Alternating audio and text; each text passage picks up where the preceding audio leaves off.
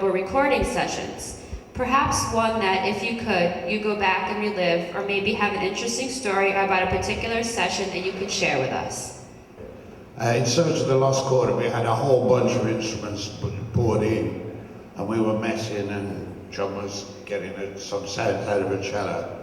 And I remember Mike Pinder, he jumped up with a trumpet, never had one in his hands before, and he blew a jazz solo. And I remember Tony Clark turned around and said, "It's just not fair, is it?" John, you travel so much on your tours. Do you ever forget where you are, and then what do you do about it?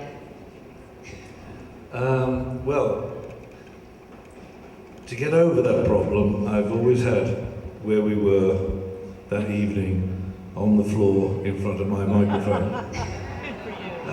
Because I remember being in Detroit one night, and I said, "It's absolutely fabulous to be here in Detroit, and we're actually in Chicago."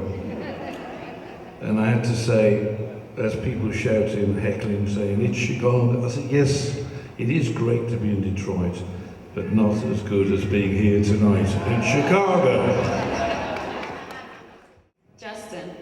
What equipment do you use to get the fuzz tone on your guitar?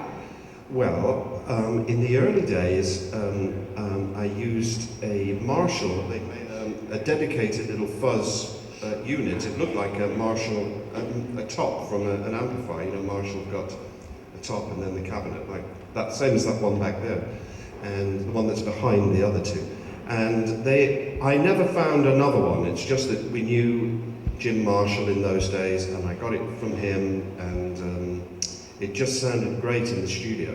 The problem was, on the road, it was very, very noisy. So that Marshall fuzz is, through a Vox amplifier, is the sound, my sound of those early, particularly from about 69 onwards. The early records are just me through an AC30, turned up really loud.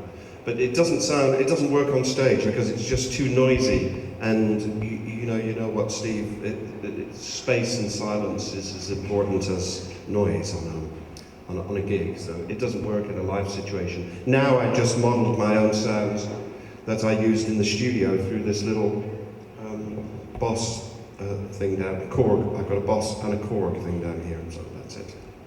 Not difficult. It's always curious, though, really. Just to say one more thing about guitars, because if I was to pick up,